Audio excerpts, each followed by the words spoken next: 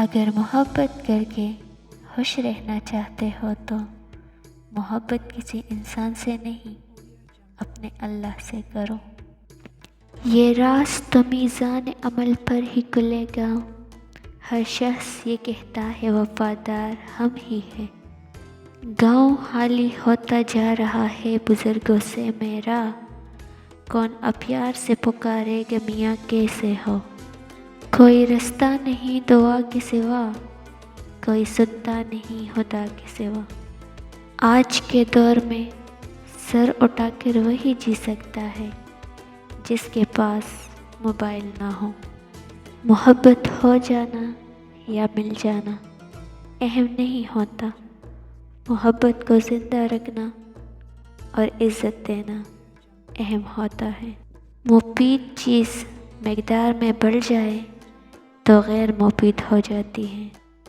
مٹی سے مٹی تک کے سفر کے درمیان جو وقت ہے وہ مہلت ہے اور وہی زندگی ہے۔ جس نے سکھ میں شکر ادا کیا، اس نے دکھ میں رب کو بہت قریب پایا۔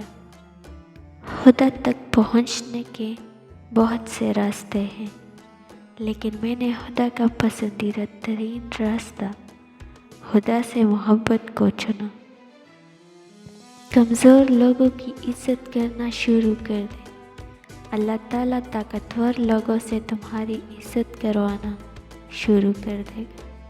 بیٹی وہ نعمت ہے، جب حضرت فاطمہ رضی اللہ تعالیٰ عنہ تشریف لاتی تھی تو اللہ کے محبوب صلی اللہ علیہ وآلہ وسلم بھی استقبال کو اٹھ کر کھڑے ہوتے تھے کہ میری بیٹی آئی ہے۔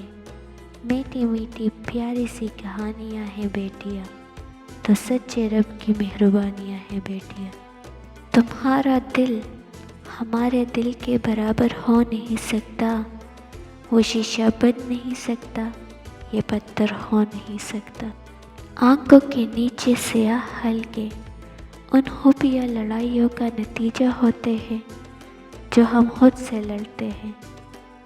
اس کا پیکر کئی قسطوں میں چھپے ناول سا، کبھی چہرہ کبھی آنکھیں کبھی گیسو آئے۔ رنگ نسل تو ہم دیکھتے ہیں، ہمارا رب تو نیت اور تقوی دیکھتا ہے۔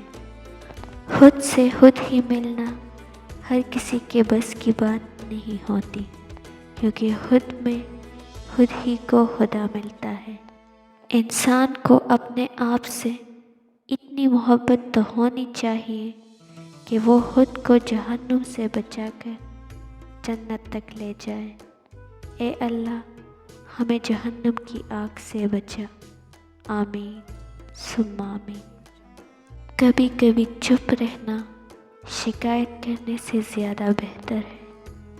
سکون کو ترسیں گے یہ سکون برباد کرنے والے لوگ۔ اللہ کرے کہ والدین کا ہاتھ ہمارے اوپر دعا اور محبت کے ساتھ قائم رہے، والدین کا خوب خیال رکھے۔ دنیا کے سامنے چیخنے سے اچھا ہے کہ اللہ کے سامنے رو لو۔ حاصل کو تقسیم کرو، عطا کی بارش ہوگی۔ مجبوریاں انسان کے شوق کھا جاتی ہے،